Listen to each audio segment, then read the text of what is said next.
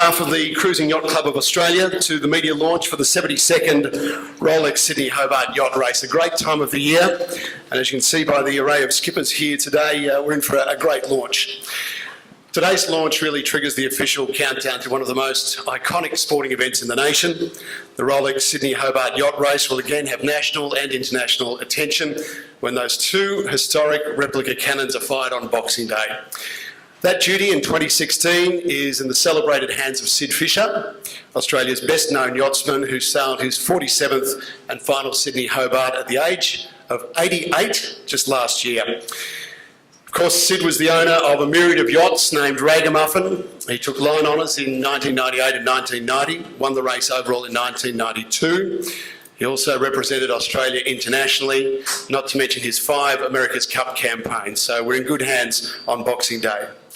Moored in the pond, down beneath us there, is the beautiful Maluka of Kamandi. Sean, thanks for that. She's the oldest and the smallest boat in the fleet and was launched in 1932. This will be her 6th ROLEX Sydney Hobart race. 93 yachts have entered the 72nd edition of the 628 nautical mile race. Some of the highlights this year include 4 Super Maxis. There are 12 international entries now, updated as of this morning. 2 female owner skippers. There are many first-time entrants and some re-emergers from yesteryear who you'll be very familiar with.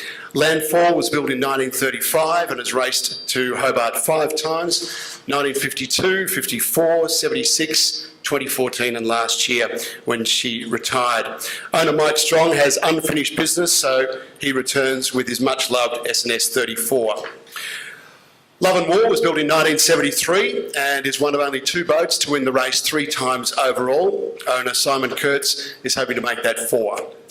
There are previous line honours winners and 7 past overall winners competing. A star-studded field. They include Love and War from 74, 78 and 2006. Travis Reed's China Easy Way, a winner as She's Apples 2 in 91. Of course, Wild Oats 11 from 2005 and 2012. John Newbold's Primitive Cool, which was then Secret Men's Business in 2010. Andrew Say's Too True from 2009. Daryl Hodgkinson's Victoire in 2013. And of course, last year's winner, Paul Clitheroe's Balance, which also won as Quest in 2008. For the first time in the history of the race, Korea has a presence in the race with Sonic, the TP52, that's been chartered from Mick Martin to be skippered by Andrew Rowe with a full Korean crew. Mainland China returns after first competing last year. We've got ARC 323, this year skippered by Dong Qing, and who skippered the other Chinese entry, of course, last year, or 2015, I should say, and will be joined by a second Chinese entry this year, U-Box, owned by Wong Bin. Other international entries have come from Hong Kong. There are 2 of those. United Kingdom, the United States, Germany, Sweden, Japan, New Zealand and Russia.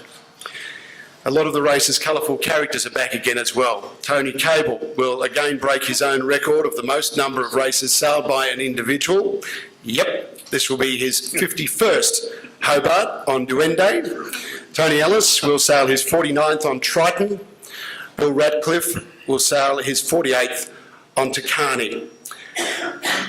Adrienne Cahalan will make history as the first woman to sail 25 Hobarts, joining the until now male bastion when she set sail on Sid Fisher's TP52 Ragamuffin, to be skippered again by Sid's grandson Brenton. Other women coming closer to that milestone are Felicity Nelson, who will sail her 22nd on Komatsu Azuro, along with Vanessa Dudley and Gail Harland, who will celebrate their 21st together on Jackpot, a first-timer in the race. There is again a large family element to the ROLEX Sydney Hobart, with father and sons and daughters and brothers and sisters and uncles, as well as the time-honoured rivalry between clubmates and fellow countrymen and women. History making are 2 fathers, and we want to mention them, whose sons will join them in the 25 Hobarts Club. David Kellett crossed off his 42nd last year when he headed up the radio relay vessel for an 11th time, following a highly successful racing career, including twice winning the line honours, double line honours and overall. His son Bradshaw will become the youngest at 40 to sail 25 consecutively, and he boards Perpetual Loyal on Boxing Day. Bruce Taylor has tried 35 times to win the race, 30 of them with his various chutzpahs. The Victorian has come close in 2003 and 2007. With a 4th overall, he was 2nd in 2014 with a pair of 5th places along the way as well. Son Drew has been there for 24 of them, the only son to sail 25 with his father, so a great couple of milestones there. It is a star-studded field. Once again, Olympians, Olympic medalists, America's Cup and round-the-world sailors, a celebrity chef, a man with more lives than a cat, and so many others adorn this iconic race. Revered as one of the world's toughest ocean races, the event began in 1945 when a cruise to Hobart became a race amongst friends from this club. All right, time to introduce the skippers and the crews that will continue that tradition in 2016. From closest to the podium here, of course, they need no introduction, but Sean Langman, owner and skipper of Maluka of Kamandi, which is out in the pond in front of us, the oldest and the smallest yacht in this year's fleet at just over 9 metres. Paul Clitheroe is with us, last year's overall winner, and what a brilliant group of ambassadors the skipper and his crew were for last year's celebrations. Paul, well done. He's still going. We welcome Dong Qing back with us. Skipper of the Chinese ARK ARC 323, one of 9 TP52s in the race, here with translator Lin Li, who did the race last year as well. Aaron Rowe joins us, co-skipper of the Hong Kong Entry Bow Jest. Good to have you here. And of course, Mark Richards, skipper of Wild Oats 11, the race record holder and 8 times Line Honours winner. Before we hear from our panel, I'd like to introduce the Commodore of the Cruising Yacht Club of Australia. Ladies and gentlemen, please welcome John Marcos.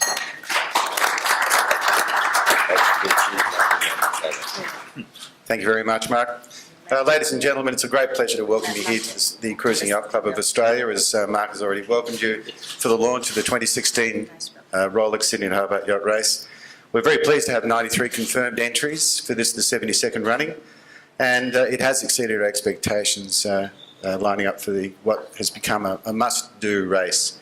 And we're very pleased with the international interest that's shown, not only with the competitors, but also the interest of international media. So the Battle of Line Honours for the J.H. Illingworth Trophy will be as challenging as ever, with much of the panel contesting this, and the Tattersalls Club. Now, both those trophies are over there. I hope you have an opportunity to inspect them. But the Tattersalls Cup, of course, is awarded to the best boat overall for its performance over the 628 nautical mile distance. And Mark will perhaps cover some more detail later with the panel. As happens every year, there's a whole variety of elements that go into the race, and includes the mix of the crew, the weather, the 628-mile course, and tactics, of course, playing into everything. And with so many boats forming part of a very large, talented field, this is an event that's even harder to pick the winner of than the Melbourne Cup. So you'll recognise that many people come back and do it again. It's quite an addictive race in terms of coming back. Newcomers also strive to win.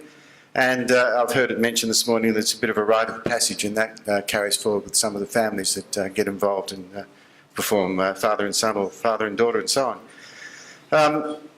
In 2014, we had a Corinthian division started with a special trophy that was awarded, and Shane Kearns won that trophy last year in the very spectacularly presented boat, Komatsu Azuro, and that's a Sparkman and Stevens design. And I noticed that Mark mentioned this morning 2 other yachts which are very, very famous as far as this boat race is concerned, and that's Love and War, which is also a Sparkman and Stevens boat, but it's 43 years old. And Mark also mentioned Landfall, which is 81 years, I think, this year, but still yet able to stand the test of the race and compete very, very capably. So I turn also to acknowledge and give sincere thanks and appreciation to ROLEX, the naming rights sponsor of this race since 2002, and we're very pleased to have formed a very strong partnership with ROLEX in presenting this race. I welcome Patrick Botellia, the General Manager of ROLEX Australia, who's come up from Melbourne today. Thank you very much for joining us, Patrick. And ROLEX again this year will be presenting 2 ROLEX Yachtmaster timepieces.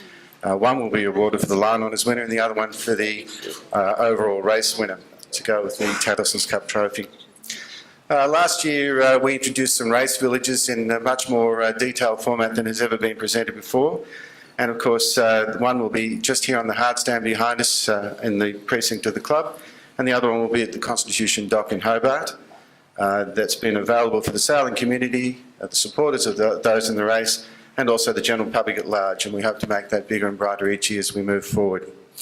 So before I return, Mark, to the podium for you, I'd like to thank you, the media, who continue to support the race and acknowledge ROLEX's generosity via the reporting that you do. We do really appreciate your ongoing commitment to this race. I also would like to acknowledge the state governments of New South Wales and Tasmania, mainly in the form of the support we get from Roads and Maritimes New South Wales and also Tasports, and the on-water management is absolutely crucial, so I'm sure you can appreciate the support we get from those authorities.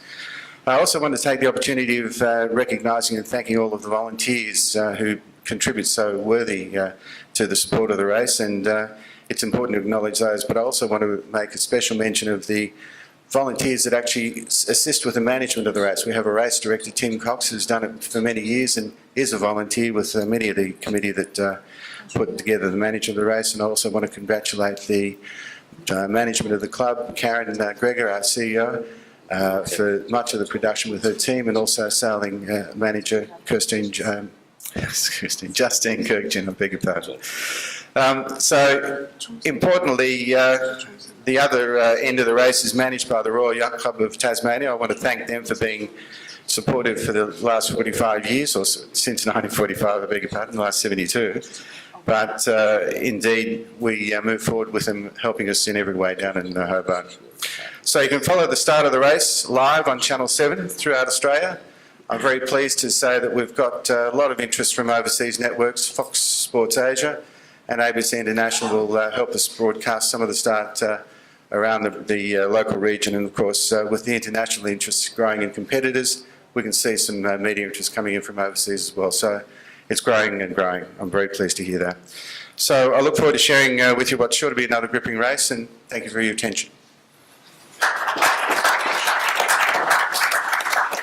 John, thanks very much, and good luck to you and the team as you come to this exciting part of the year. Let's get started with our panel now. Sean, we can start with you. And your boat looks fantastic down there, ready to go again. You've been close now a couple of times. What's it going to take to win this one overall? Well, there's always an element of luck in this yacht race, but it's preparation is key, and really the main thing, the emphasis on Maluka, which should be the emphasis for all boats, is just to finish, and that's number one importance. So look after your boat and look after your people, and get to the other end. Take me back to 2011. You're out on Maluka and you get the news that Investec Loyal has won, which you'd skippered and been a part of before, and you still had a couple of days to go. Any feelings, any emotions then? Well, that was pretty amazing because I actually finished last that year. So that boat, I believe, could win the race. So I was quite excited that the design changes that we'd done to the boat, that she could actually win the race. Anthony and I were partners in that, and Anthony went his direction, went to the front of the fleet, and I went to the back of the fleet. But that year my son actually skippered the boat, and that was his very first Sydney Hobart race. So yeah, there was mixed emotions. My children were, both my children sailed that year, and they were looking at me with some tears in their eyes that boat won, and we were at the back of the fleet, but I was just so proud of doing the race with them. The only thing that someone had a sense of humour because Loyal won, and then they tied Maluka up alongside us, so I don't know what that was all about, but no, I was excited for them. Yep. So what's the fascination with the small boats? I mean, you've raced it at one end to the other, why do you keep coming back to the little boat? Well, really, it's the grassroots of sailing, and it's where I started, and it really grounds me. I sailed the Super Maxis for a while, and Rico would know that I'm not very passionate about push-button sailing. And some years ago, we chartered the Nicorette, and we finished with a youth crew, and they all told me that I'd sold my soul and I'd sold out, and I thought we'd give Maluka a shot, and I just always smile when I sail the boat. So when I sail that boat, I feel like a boy. When I sail the big boats, I feel like a silly man. What about, how many will you take down this year? How big's the crew? We must sail with 6. That's the minimum number. So we get plenty of time to sleep because we only sail with 2 people on deck most of the time. So we do 2 hours on and 4 hours off. And I was just listening to the TP52 guys saying that when they come up on deck, they've got to bring a bucket of water with them. Maluka takes a bucket for the whole race. So Pete Inchbold that's joining us this year, he has to learn to take his gear off and get into his jammies and get into a nice warm bunk rather than laying in his wet gear, Peter, wherever you are. Sean, thanks very much. Thanks for joining us today. Paul Clitheroe, Balance. Your TP52's had great success. Is it the secret the boat or the crew? Oh, look, it would be hard not to give the boat its due credit, isn't it? It won Hobart with Bob Steele as Quest. And it's basically just, I think, look, it's a great hull. I've got quite a number of Bob's crew. We don't have paid crew on the boat, but quite a number of Bob's folk came with me. And so, look, I'd give the boat a great deal of credit. But look, bluntly, Mark, it's no better or worse than any of the other 9 TP52s. It'd be silly to say, we're all, you can see in the racing on the weekend, I wasn't planning on doing Hobart this year. In fact, I promised my wife I wouldn't be doing Hobart this year after about half a dozen in a row. But even my wife agreed that not to defend would be a bit sort of inappropriate, so I've been given another leave pass. But I'm very lucky, this is my 5th Balance. They've been little boats getting a bit bigger over time, and I've had pretty much the same folk with me most of the time. And then Mike Green and Adam Brown and a couple of other guys joined me from Quest. And so, look, it's a good team of people. So, look, it's got to be a combo, basically. I agree completely with Sean. If you don't get to Hobart, you've got no chance. That certainly for us last year, I was really hoping, as I am this year, you do damn well to be the leading TP, let alone leading the race.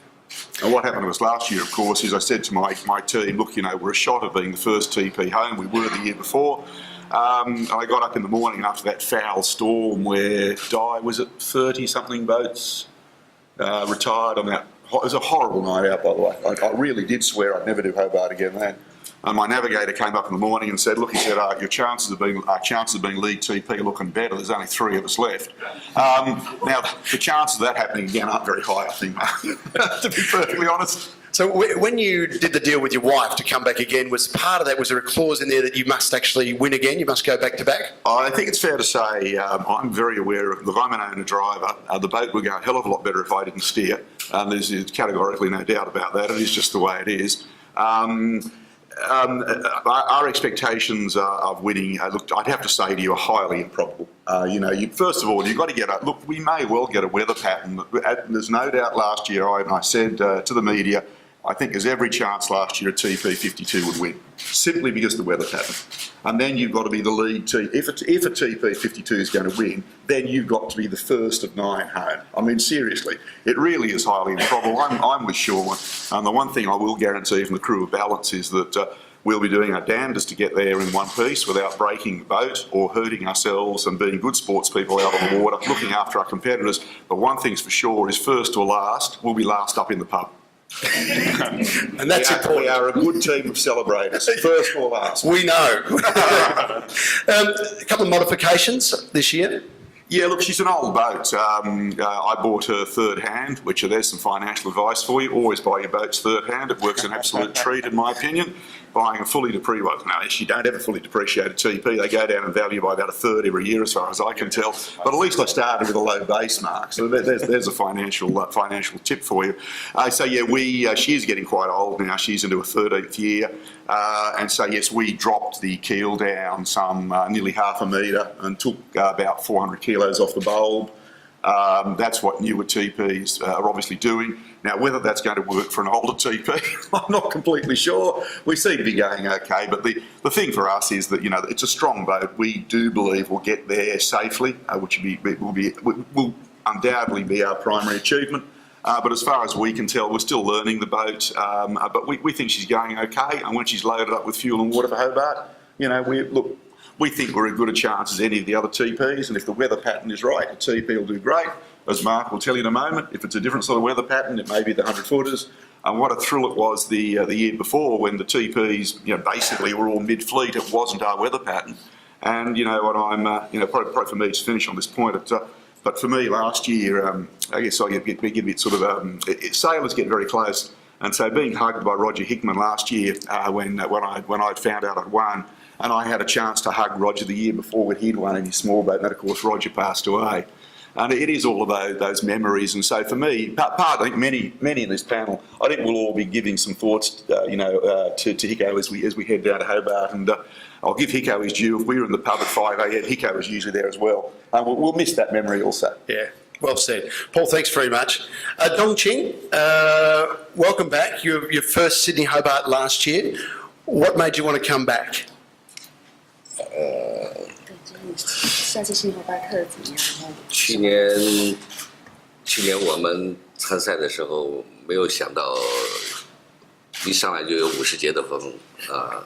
但是最终呢，我们的船也很幸运，人也很幸运的完成了这个比赛。但是这个比赛就给我们留下了很深的印象。We didn't expect a 15-knot wind last year, but luckily we have a good boat and a good crew, and so then we got to Hobart. Right. Yeah, and I know you've been spending a lot of time here in Australia. How's the preparation going for this year? 你在这边有长时间准备工作？我们来了3个月，讲吧，然后得到了 CYCA，还有本地船长，还有各个这个悉尼的各个这个帆船的爱好者和帆船界的朋友，对我们做出了很多的帮助。We have been to Sydney since October, early October, and we met CYCA's Commodore and the sailing office people, Justin, Stephen, and Jess. They're all very helpful, and the people we met in Australia are very friendly and very helpful. So, and we had a local coach who's the skipper of Duende, who is going to take Tony Cable for his 51 Hobart Ways, and he's a really nice coach, very patient, and he's been coaching with us since we get here. Yeah.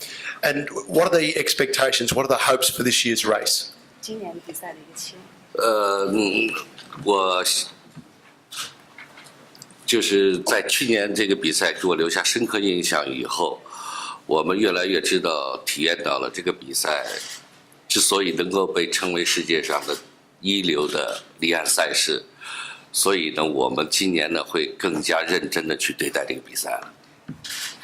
We are very impressed by the last year's ways, and no wonder it's the most challenging offshore ways in the world, Hobart Ways. And we know more about the preparation, and so this year we will prepare much more better than last year. And we, as the preparation by the sailing office, got the experience of last year how to do with the Chinese crew, Chinese entry, and also last year we had have the experience about how to prepare the paperwork, everything, the safety. So this year we are going to do it much more better about the preparation. Final question. We have a second Chinese boat this year. Do you know much about them? Do you expect competition from them? 我所了解的，他们这个队呢是一个超级明星队。我跟我们的队伍都是很年轻，在一起的训练时间呢还没有超过8个月，所以呢我们可能跟他还不是一个等量级，但我们会努力的。We know that there are a lot of star crews in that boat, but we are a young team, young sailors. We have been getting together and train and sail from since March this year, so not that long. But we will try our best to do it. Excellent. Dongqing, thank you. Lynn, thank you very much. Thank you. Aaron Rowe, on to you, a relative newcomer. What brought you to yacht racing? Well, I guess this great race brought me to yacht racing, really.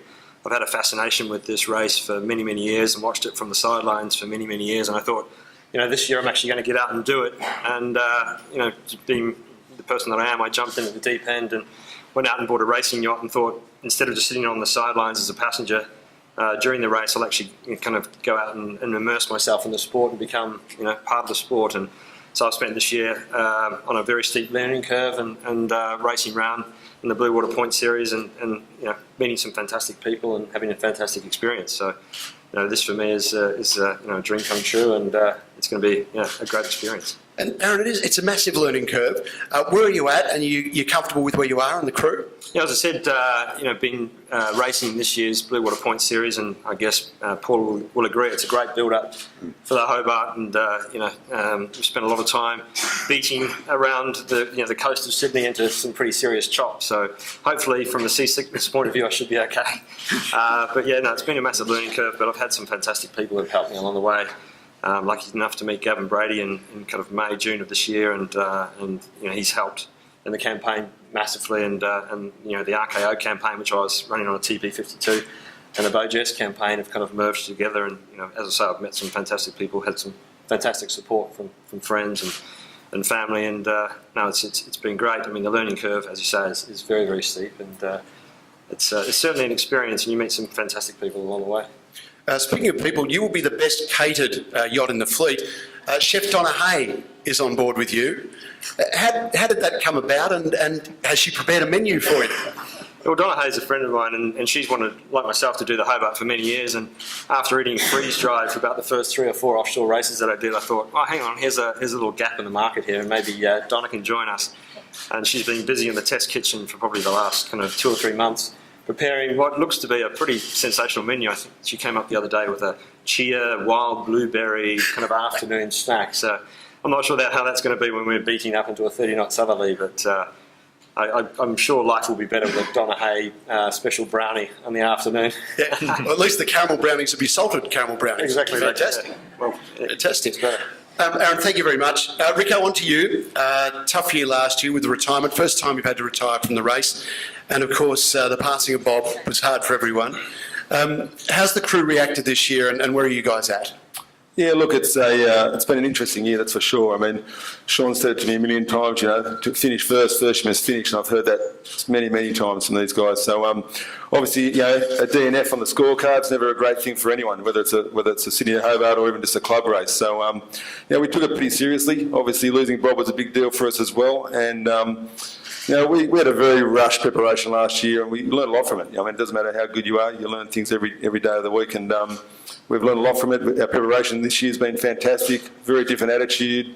Last year we had a lot of guys flying at the last minute, which really didn't help us at all this year. If they're not committed to the whole year, they basically weren't on the boat. So we've got half a dozen different guys on board this year. And the whole attitude's very, very positive. And we're just like everyone, it doesn't matter whether in the smallest boat or the biggest boat. We love the event.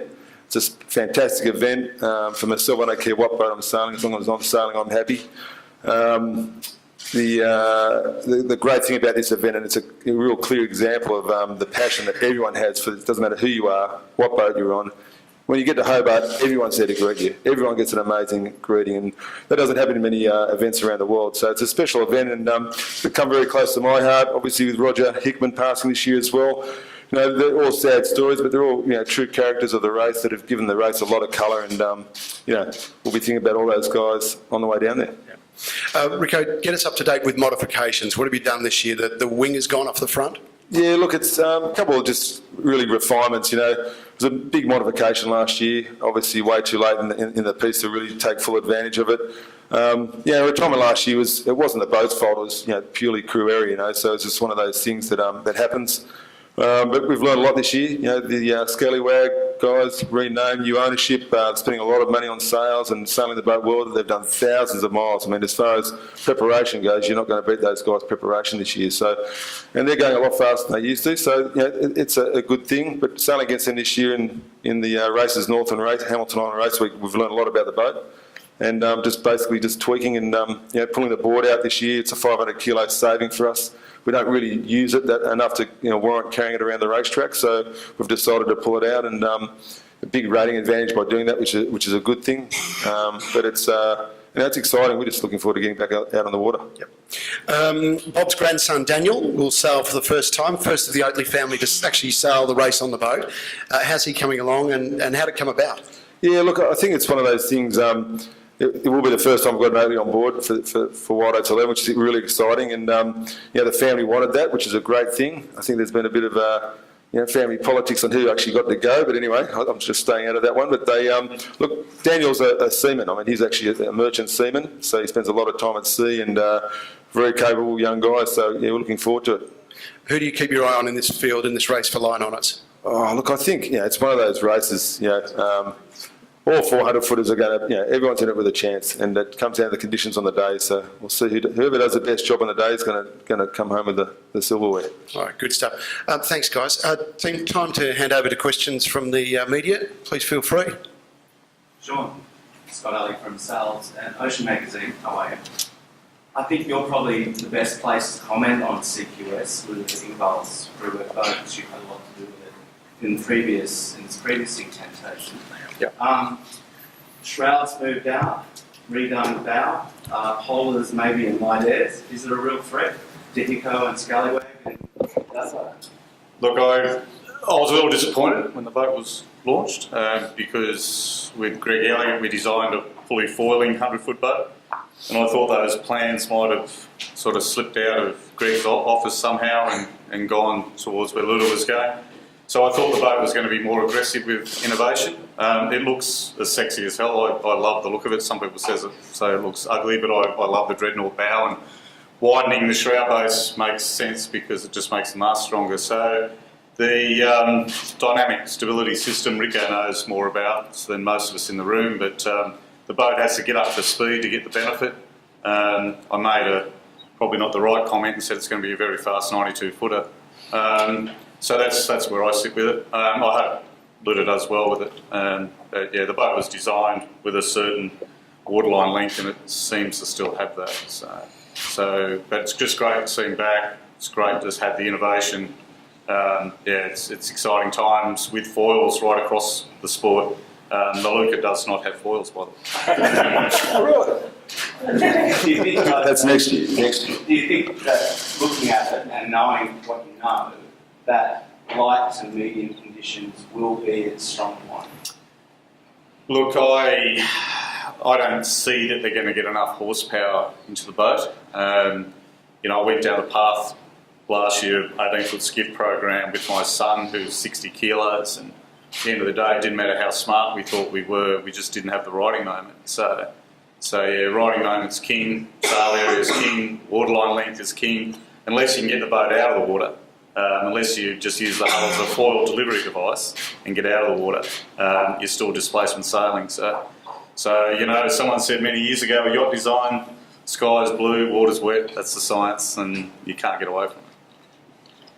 Can I ask you, Patrick from the ABC, apart from last year, you dominated the line on the chase. How does it make you feel when you see others, trying to compete with you guys for that prize? Look, as I said before, when the Wild Oats campaign started, never in my wildest dreams would think I'd be here, in our 12th Hobart with 8 victories and 3 seconds and a DNF. But, it's been the whole great thing about the experience with the Oakley family and Wild Oats. It's a great team of people. Bob was a very passionate sailor. I think he did his first Hobart in '79. He's had a lot of great boats over the years, and he just got to the stage in life where he could afford a bigger boat. And there's not a person on this panel that if they couldn't afford Wild Oats, we'd have 6 Wild Oats here today. So we all love innovation. I sail a Mach 2 foiling moth these days. Having a lot of fun in the foiling. We've got innovation's a great thing. Comanche obviously has come out and it's horsepower everyone to death, and it's an amazing machine. So there's all different concepts, but the thing I love about Wild Oats, here it is in its 12th Hobart. It's almost unheard of for a boat to be that old and still competitive today, and it's still regarded in the world, in our world, as the benchmark of monohull, displacement sailing basically. So she's a great machine. We're down there this morning. It's a good-looking boat, and I think when it's a good-looking boat, it's often a good boat. So, we're just really proud to be where we are today, and just going to go out there this year like every other year.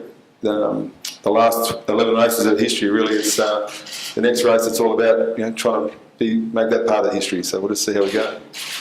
Hicko, is there a sneaking regret that Comanche's not back out for another round? No, not at all. It's the old story. You've got to be in it to win it. It's as simple as that. So, the sport over the last 40 years, it's had a lot of colourful characters here. Ted Turners and Jim Kilroys and all these very cool high-end profile people from America. And but they don't seem to come back year after year after year. And it's in our backyard for sure. But it's it is, you know, it's a fantastic event, and I'm sure they'll probably be back next year, and we'll see what happens. But it's just, you know, the competition's a competition, and we regard them all the same. So, Paul, Steve from 2GB, you're sitting between the smallest and the largest in terms of boats. You're the TP52, here to defend your title. Can we ever see you perhaps at the bigger end with your own maxi one day? I might get you to put a call into my wife. You see, they're 100-foot at Wild Oats. It's yet to be a third-hand boat, so it doesn't meet my depreciation criteria. No, look, you've got to be sensible here.